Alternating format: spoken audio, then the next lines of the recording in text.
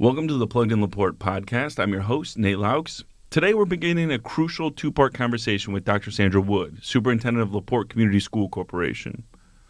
Dr. Wood, with her nearly 2-decade experience in the education field, brings a wealth of knowledge and insights as our new superintendent. In this first episode, we'll explore Dr. Wood's journey to La Porte and dive deep into understanding our school system's challenges, including declining enrollment and facility utilization.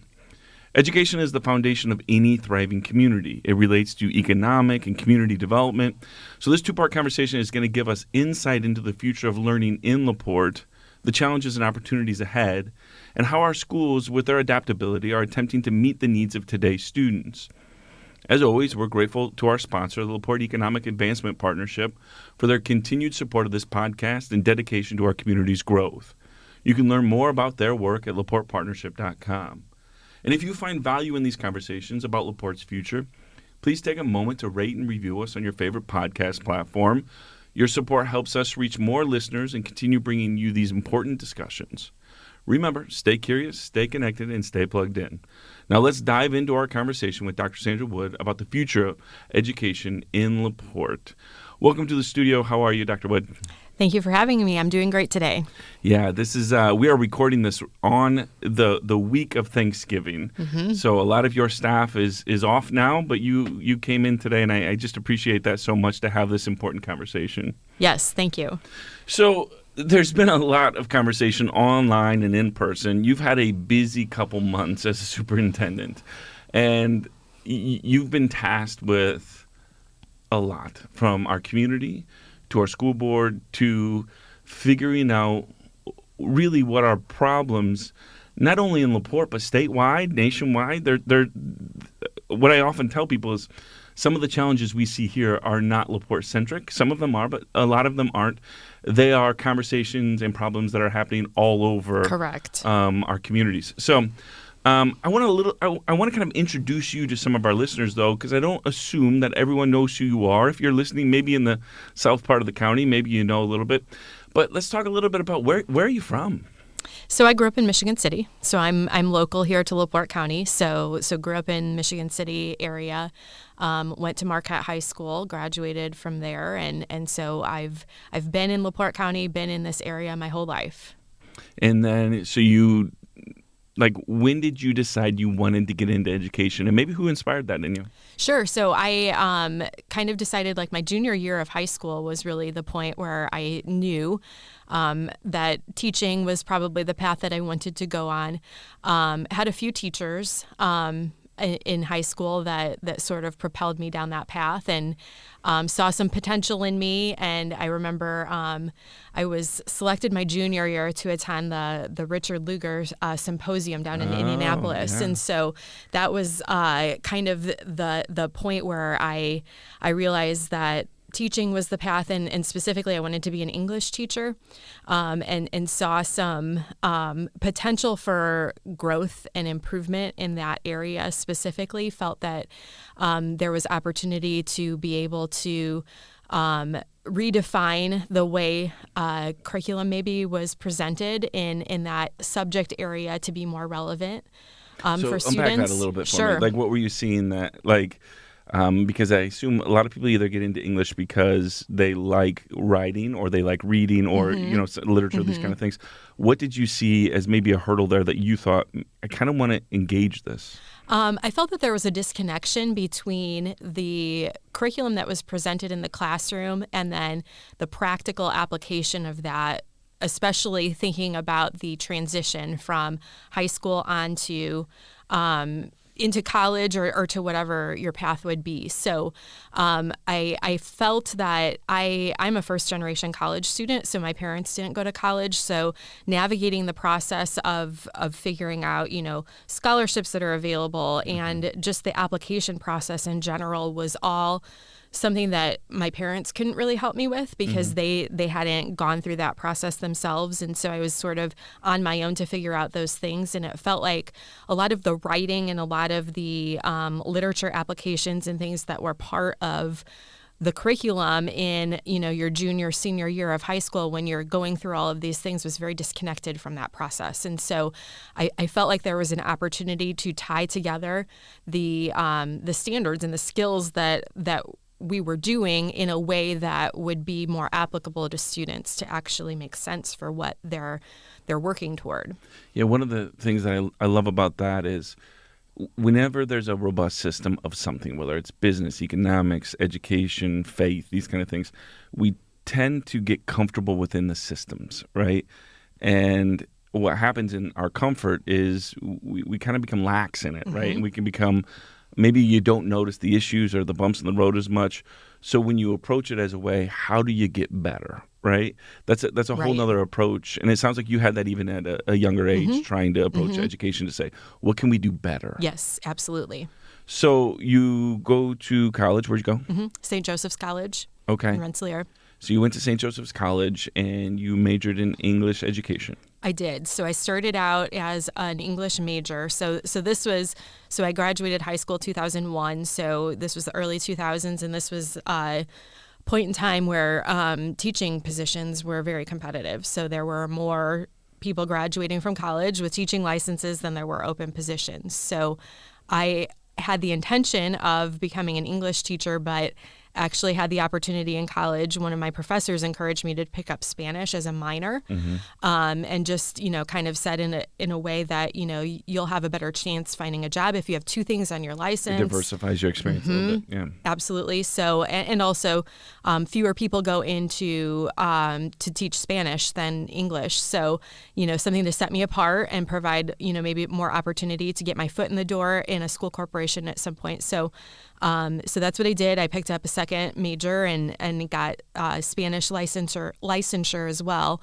And then it was easier to find a job teaching Spanish than it was English. Because you wanted to stay in the region, right? You wanted to stay somewhere local. So that also limits, you've got so dozens of school systems. You don't have hundreds. You don't have all these things. And so to diversify your experience in education is helpful if you want to stay in the region. Yes, right? Absolutely. Yeah. And I knew I was going to graduate from college and I was going to move back in with my parents. So that limited to where I was going to be. So geographically, there were, I want to say, like maybe 7 schools or something that I applied to that at the end of my senior year of college, and had a call back almost immediately from South Central High School. So they had a Spanish teacher who was retiring. And so had been a little nervous about that too, knowing that there weren't many candidates out for that position. So when my resume came through, they called me right away and brought me in for an interview and offered me the position. I think they offered me the position in like April. So I was able to actually graduate knowing that I had a job lined up. Now, I want to talk about this because I think this is important for any leader to admit. So you're 22 years old, you get your first teaching job in Spanish, which is not your first language. Correct. Is there a lot of nerves as you start? Oh, yes. Because, I would imagine you're certainly fluent in Spanish, but, there's a difference in fluency and it is your first language, yes, right? Absolutely. And so, of course, when you become a teacher, you just need to know more than your students, which is helpful. But so for a lot of teachers that are starting off, though, I think there is that kind of weird feeling of, do I know enough to actually be the educator, right? Yeah. Did you feel that when you started? Oh, yes, definitely. And especially, like you said, with it being in an area that's, Spanish was something I just picked up. It was something that I was decent at in high school, and then, also picked up some classes in college, and my professor was like, hey, throw this onto your license. It wasn't, something that I had really gone into as a passion. But, language, obviously, wanting to be an English teacher, language has always been an area that I've been strong with. So, a lot of it parallels. And so it's, the structure of a language is the same in English as it is in Spanish. And so I was very comfortable with that. And really, as a teacher, the subject matter is something that, like you said, you have to stay one step ahead of the students. Subject matter is something that you can learn and teach yourself, but it's the teaching strategies and the classroom management techniques and the ability to assess students and those types of things that are really the most important when it comes to looking at how strong a teacher is. So I feel like I excelled in those areas, and I was able to, present the language in a way that was applicable to students. So you start teaching at South Central. You're 22 years old, and you enjoy the teaching aspect of it, but you've decided you're not going to be just a teacher, right? You're not that's a minimal thing, but you want to do more than that in the education field. And so I think I heard you say once that maybe were you a union president or a union rep or something like this? And so you got into leadership in that way. What made you want to do that? So I felt, pretty early on that I wanted to be able to have more impact. And so initially I was drawn to kind of the role as a union leader, through some of my colleagues that had encouraged me. And that, of course, they're always looking for young teachers to get involved with those types of things. And so I was really interested in being able to support other educators. And so that was an opportunity for me to do that. I was interested also in some of the legislative process, in knowing that in public education, nearly everything is dictated by our state legislators. And so being familiar with that process was really interesting to me, and learning about, the budget process and how that feeds into school funding and how that affects teacher pay and that type of thing. And so I really enjoyed being able to advocate at that level and also being able to support other teachers. And so moving into that sector of leadership then, kind of felt like it was something that was interesting and also had a lot of opportunity for me to make an impact. So it's interesting because you have that experience, and now you're kind of on the other side of the desk, right, as the superintendent, our teachers union. But I try to tell people, if you're at the point where you're adversarial with your labor union, you've gone too far, right? Hopefully it's a hand-in-glove kind of relationship. Has your experience as a union rep impacted how you view your educators now and kind of how they try to advocate for themselves as well? Yeah, definitely. I think that, and this kind of connects back to something you asked about earlier, and, talking about educators who kind of encouraged me to follow the path into education. I remember right shortly after I had accepted my first principal position, which was also at South Central, my mom ran into one of my high school teachers who was, that kind of role model for me in high school. And she had told her that, Sandra's moving into administration and she just got a job as a principal. And her comment was, oh, she's going to be wonderful because she will never forget what it's like to be a teacher. And so that is something that I always hold in my mind, and especially coming from that teacher who was a role model for me, I always make sure that that's the forefront of my mind, because I don't ever want to forget what it feels like to be in the shoes of a teacher, because the decisions that we make at the administrative level are affecting everyone, including teachers, and we want to make sure that we're taking in a perspective all of those viewpoints and the effect that it has at every level when we're making decisions. So, yeah, I think I kind of embody this view of leadership that good leaders, whether you're principals or superintendents or union reps, should hopefully be the people that are helping to create and cultivate the arena so that the people that are working with them or for them or under them can thrive, right? Yes. So it shouldn't be, in a sense, a top-down or anything. It should be your role is to create an environment where education can thrive, where educators feel supported, where students actually get supported in the ways they do.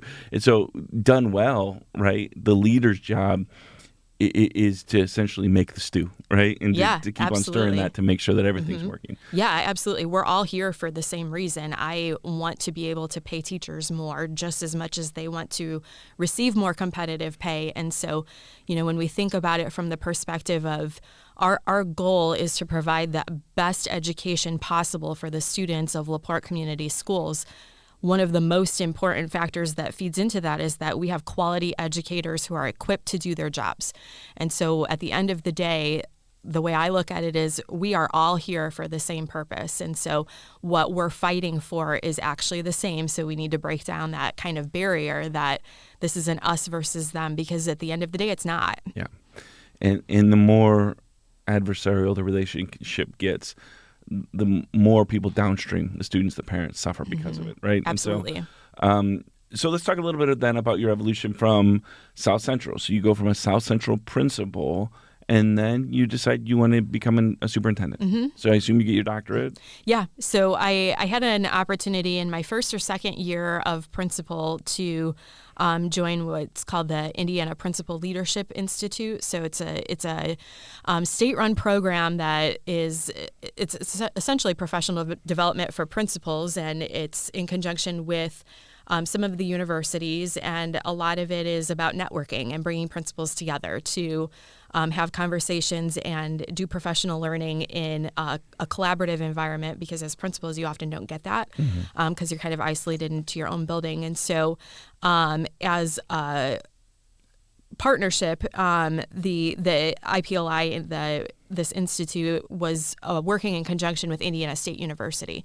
And so when I joined this program, they gave you the opportunity to join and also, pay a small tuition fee, and you have some credits that go along with it that you can use to apply toward your superintendent's license or your PhD. So I thought, well, this is an opportunity, so I'll take advantage of that. And once I had a few of those credits, then I thought, let's just take this all the way, and wanted to then get the superintendent's license, which I did through the EDS, and then had only a few more courses, and then, of course, the dissertation to finish for the PhD. What did you write your dissertation on?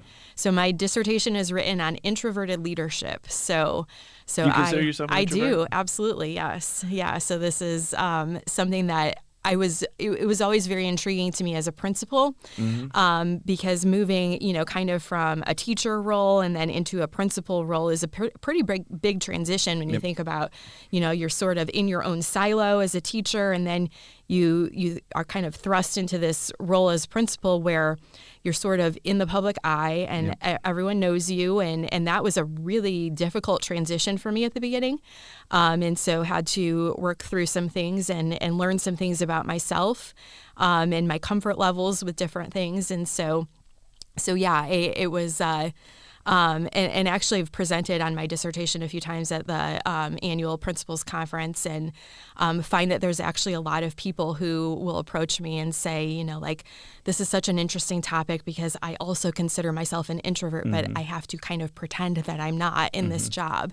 And so so that's kind of what the research was, and just ways that leaders who identify as introverts can sort of propel themselves out of that comfort space and into some extroverted practices that will help them to excel in leadership. So as an introverted leader that is capable and leading and growing, what is one thing in that realm of your introversion, these kind of things, that you wish you would have known earlier? I think just acknowledging, that sometimes pushing yourself out of your comfort zone is first of all necessary to be a leader, and necessary to kind of succeed, I guess, in a leadership role, because you have to make yourself accessible. So sometimes in those moments where you're feeling, more like I'd prefer to be sitting at my desk alone right now, like pushing yourself out and making yourself accessible to people is really the key thing, but also to take time to decompress. And recognizing that in those moments where you're forcing yourself out of that comfort zone can be very tiring. And so, utilizing some self-care and recognizing that having that decompression time built in after the workday is necessary to sort of re-energize and get ready to move forward the next day. Yeah, that's a good note, especially because for somebody that's more extroverted like me, I get empowered and energetic being around groups. Now, it's interesting, since COVID, it's changed a little bit for me, but so I get energized. I like being around it. My introverted friends, though, and maybe somebody like you get exhausted by it, right? And so one's not better than the other, but it's understanding how we emotionally and mentally respond to that kind of stimuli, right? Yes. I think the biggest piece is just knowing yourself and knowing and being very in tune with your own comfort levels, recognizing when you're hitting the point where you need to decompress, you need to step away from something, and providing yourself that time to do that, and finding ways to re-energize in between. So you apply and get the job at New Durham, or at the, is it New Durham or school system, Westville Schools for those that might not know. And you become the superintendent of a small school system. It's what, 600 kids total? What is it? It's a little bigger than that. Okay. So about 950. 950. Okay, but smaller than La Porte, but not small. Still certainly not small, but smaller. And it's interesting because you're still in La Porte County. You have the Michigan City School Corporation. You have the New Prairie. You have La Porte, Westville, South Central, Tri-Township. These kind of things. You've got 6 or 7 superintendents throughout the whole county, right? I know you have to notice other school systems. You have to, when you're leading Westville, what was your impression of the La Porte school system? What did you notice, I guess? Obviously, having had my entire professional background in a small district, I was very comfortable and in tune with the way things run in a small district. So La Porte was a little obscure to me just because I just didn't have that experience in how a big district works. But obviously, right off the bat, there's more opportunities. What's going on at La Porte, there's a lot more opportunity for programs to be established in a bigger way than we were ever able to at South Central or La Porte. But I always regarded La Porte schools as being very well-rounded, having a lot of different opportunities for kids. I always thought that the leadership had done a good job of providing different pathways for kids and different programs that excel. Obviously just being bigger offers more diverse opportunities. How many students are at La Porte school system right now? About 5630. Okay. All right. So significantly bigger, right? Mm-hmm. And so the position for the La Porte Community School Corporation superintendent comes open. Do you immediately think I'm going to apply for that? No. Okay. No. I mean, my immediate thought was, good luck to whoever takes that. That's an interesting opportunity, but I am definitely not ready for that. I did not, when the position first came open, I adamantly did not believe that I was ready for a position like this. Isn't that the reality sometimes in our own leadership, though, where it's not always if you're ready, it's about you're on deck, right? I wish we could always be in an incubator, getting that next step and going step by step by step. But sometimes you have to dive, right? Yeah. And so you decided, I'm going to dive into this and figure out, let's see. It doesn't hurt, right, to put your resume in. Right. And, ultimately, after a lot of reflection and just, to be frank, my kids go to La Porte schools. So my, and this goes back to last year, obviously, when the position first became open, my oldest son was in kindergarten at Critchfield. So knowing that he and my other son will be going through La Porte schools, it's obviously the reason it was tugging at my heartstrings a little bit, and that I didn't just, move on and say good luck to whoever's there. But, after a lot of, really reflecting on myself and also just my path through leadership and each step that I've taken through my career has been more of a leap. So I went from a teacher directly into a principal position, and that's not typical. Typically, a teacher will move into either a dean position or an athletic director or an assistant principal and then take the move into a principal position. So I skipped those and went directly from teacher to principal. And then I did the same thing moving into superintendent. So I was principal. Typically, a principal will move from building leadership to a district either as like a director of curriculum or an assistant superintendent, and then move into a superintendent position. I went directly from principal to superintendent. So those, in reflecting on that, it didn't feel like as huge of a leap at the time. But when I look back and said, like, you were able to do those things, and that's something that a lot of people don't feel comfortable doing, what makes you think that you can't do this too? And so, just working through some of those insecurities, we all have that imposter syndrome deep within us that tells us that, we're not really qualified to be doing what we're doing, and reflecting back and talking to some trusted colleagues that were a little more familiar with LaPorte schools and kind of reassured me that whether it's a big district or a small one, the principle of leading a district is the same. And Leadership is very much the same. Yeah. And I've learned to start asking myself this and teaching my kids this.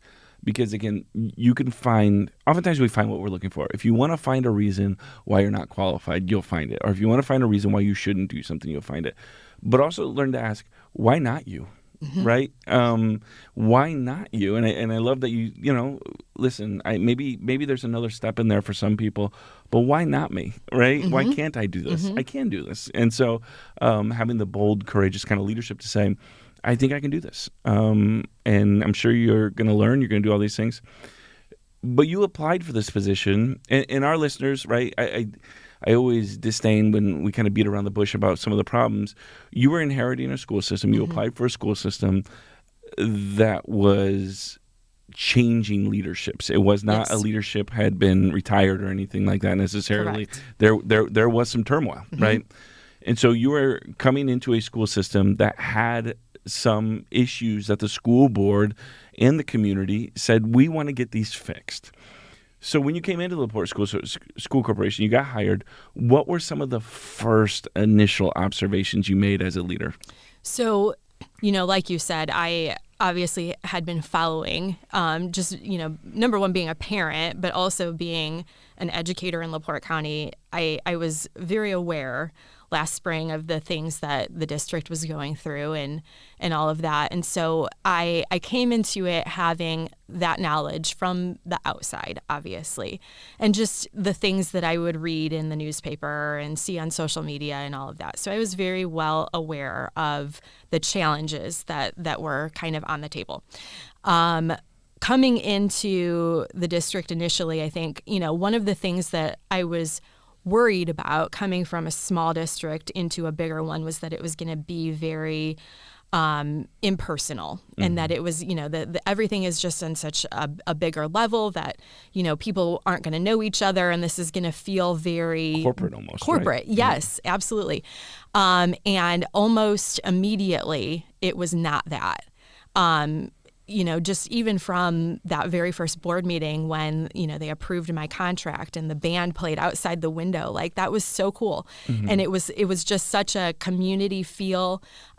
A lot of the staff came and just wanted to come and meet me. And it was just right off the bat, I did not feel that corporate thing that I feared. From day one. And so then getting out and, you come into a position like this in July and nobody's there. There's some staff that are there and working, but the teachers aren't there yet. The students aren't there yet. So, you're kind of just getting in and seeing the behind the scenes to start with. So that was really good. To be able to come in and meet people in the very beginning before it was, the busy hustle and bustle of the school year. But almost immediately, I would say, like, one of the first impressions that I had was just the pride, the level of pride that our staff and our community has in the school is really top level. So, I just felt that sense of pride, that sense of community, and that like family connection. Even though it's a bigger district, that is such an important aspect of this community. Yeah, I think LaPorte has always maintained a very special and close relationship with their school system. And even though it is a top 30, I think, in the state size-wise, it does still maintain a little bit of a smaller school feel. But it does have the challenges of a big school system, Yes. right? And so that's hard. I like what you said a little bit about, being welcomed and everything. I think a lot of educators, a lot of parents, a lot of administrators, they wanted to hope again, right? That just because it is this way doesn't mean it has to be this way forever. And so I got a lot of that from talking to people that we know there's problems. we just want a leader that says we can do something about it, right? So those were the good things you noticed. What was maybe one of the things that you noticed initially that you said, okay, here's something we got to address? So I think the biggest thing that came up almost immediately also was just the even though I came in and I felt a sense of community and connection from the people, I could tell that staff weren't feeling that from their perspective. And so one of the biggest themes that came out right away was that there was this lack of engagement, I think, with the administration and a feeling of no transparency, a feeling of challenges with communication and just feeling that leadership wasn't connected to what staff are doing in the buildings. So right away it felt like, there's an opportunity here with culture. So the culture was really one of the top priorities that I kind of recognized is that, we need to help people feel like they're connected and they're part of our district. To be able to all move forward on the same page, because right now everyone feels very disconnected from the leadership. Yeah, when I go in and talk to businesses about culture, the thing about culture is it's hard to fix, but it's free, right? It's all about leadership. It's all about communication. It's all about these kind of things. So culture is fixable because you don't necessarily need $100,000 to fix a culture, right? You need honesty, transparency, communication, these kind of things. And slowly and surely, the bonds of security between staff and principal